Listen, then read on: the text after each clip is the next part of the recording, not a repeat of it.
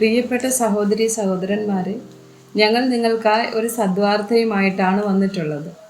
2025 ജനുവരി 1 മുതൽ 365 തലക്കെട്ടുകൾ ഉൾപ്പെടുത്തിക്കൊണ്ടുള്ള വർഷം മുഴുവൻ പ്രാർത്ഥിച്ച് ധ്യാനിക്കാനുള്ള വചനങ്ങൾ ഞങ്ങൾ പങ്കുവയ്ക്കുന്നു.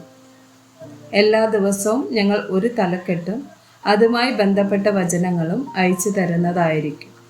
വചനങ്ങൾ കേട്ട് ധ്യാനിച്ച് അനുഗ്രഹം പ്രാപിക്കാൻ ഞാൻ നിങ്ങളെ പ്രോത്സാഹിപ്പിക്കുകയാണ്. ദയവായി സബ്സ്ക്രൈബ് ചെയ്യുകയും നിങ്ങളുടെ കൂട്ടുകാരുമായി പങ്കുവയ്ക്കുകയും ചെയ്യുക. നന്ദി.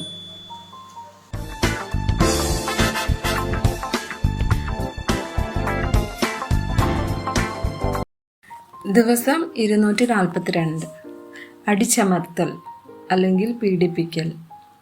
സെഖറിയാവ് 7 വചനം 10. വിധവയെയും അനാഥനെയും പരദേശിയെയും ദരിദ്രനെയും പീഡിപ്പിക്കരുത്. നിങ്ങളിൽ ആരും തൻ്റെ സഹോദരന്റെ നേരെ ഹൃദയത്തിൽ ദോഷം നിരൂപിക്കുകയും അരുത്. സങ്കീർത്തനം 9 വചനം 9. യഹോവ പീഡിതന് ഒരു അഭയസ്ഥാനം, കഷ്ടകാലത്ത് ഒരു അഭയസ്ഥാനം തന്നെ. സങ്കീർത്തനം 146 വചനം 7. പീഡിതന്മാർക്ക് അവൻ ന്യായം പാലിച്ചു കൊടുക്കുന്നു, വിശപ്പുള്ളവർക്ക് അവൻ ആഹാരം നൽകുന്നു. യഹോവ ബദ്ധന്മാരെ അഴിച്ചുവിടുന്നു. സദൃശവാക്യങ്ങൾ 14 വചനം 31. എളിയവനെ പീഡിപ്പിക്കുന്നവൻ അവൻ്റെ സൃഷ്ടാവിനെ നിന്ദിക്കുന്നു, ദരിദ്രനോട് കൃപ കാണിക്കുന്നവനോ അവനെ ബഹുമാനിക്കുന്നു. യെശയ്യാവ് 10 1-2 വചനങ്ങൾ.